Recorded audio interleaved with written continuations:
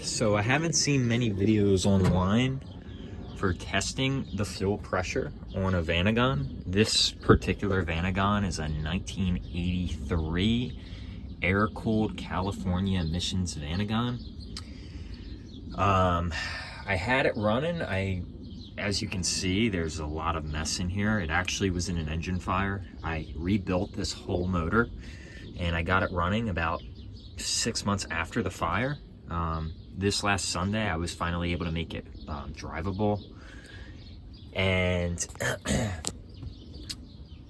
few days later, after driving about 175 miles, the thing's sputtering out. I'm fairly certain my AFM is bad, but I just wanted to test the fuel pressure just in case. So if anyone wants to know how to do it, there is a nipple on the fuel rail down here, and this is what I'm connected to. You have to take off what I believe to be a 7mm bolt on the fuel rail. Now be really careful, because if your van's like mine, it's going to be under pressure and it's going to release a lot of fuel out of that little nipple. So you really want to drain it slow and probably have a rag under there, because I just learned the hard way. I had fuel spray on my face. So with that being said, I'll show you guys how to run this really quick. You can do this on your own.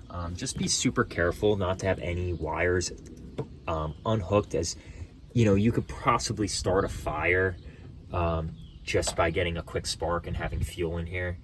That's what already happened to me. So make sure you have a fire extinguisher handy. But I'll show you guys how to do this really quick. So this I rented from AutoZone. I tightened everything down. I already tested it, but I'll show you guys this again. So I tested for about 36.5 PSI.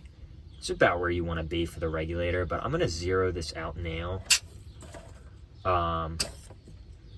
And here comes the fuel. So you want to be really careful with letting that fuel out, but I'm going to just get that a little more. Oh wow, look at all that dirt in there. You know, I'm just seeing that now. That could be a part of my problem as well. Wow, yeah. I don't know what that dirt is. You know what, I'm going to turn this video off and I'm going to come back to you guys really quick. Okay, so this is all new to me. I just released all the pressure out of here, so we're back down to zero. There's no more pressure in the line. There was a ton of dirt. It looks like most of it came out. I don't know what was up with all that, but we're going to do this again. So you do want to have your airflow meter open. If you don't want to open this up, you can jump pin 36 and 39 using a jumper wire.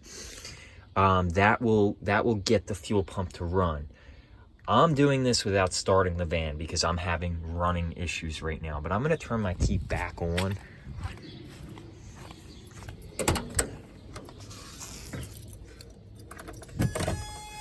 So here we go, back on, keys on. You don't want to start it in my current situation because I'm having issues running. So running the van is not going to help me find my fuel pressure. I'm just tricking the motor into running the fuel pump. There's other ways you could do this. You could just jump your fuel pump with direct power, but I think this is easier. So we're going to do this again. You just watch my gauge. I'm going to flip this needle out to get the fuel pump running. Now here's my gauge. Here it goes. And you're going to want to just see where this needle levels out to. So in my situation, this is a 1983 air-cooled Vanagon. You want to find yourself at about 36 PSI. 35, 37, it's going to be okay. It's not going to be terrible. But we're now hitting 30 right there. That's going to be 32, 34, and I'm finding myself at right over 34. That's where the van wants to hold its pressure. And I think that's fine right there. So before you unhook everything, make sure you release the pressure out of your fuel rail using this. I can show you how to do it. I've got a gas can here. I'm gonna try and do this with one hand. So I'm gonna put this line in there. And then what I'm gonna do is I'm just gonna release the pressure here. Here we go, we're releasing that pressure. And it looks like I don't see any more dirt in my line, but that was pretty concerning. It's gonna get to something I'm looking into. You don't want dirt in your fuel lines. Let's hope I just got all that dirt out by doing this test.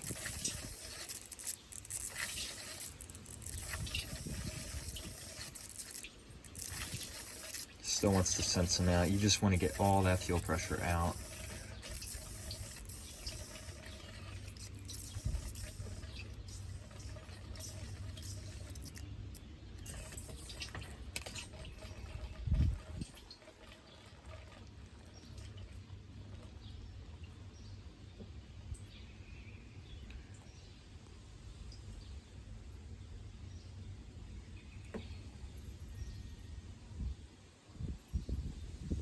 So that's pretty good. That's about all you want to do for that. Now, what you want to do is you're just going to slowly take that clamp off. I've got a hose clamped all the way down there on the bottom barb.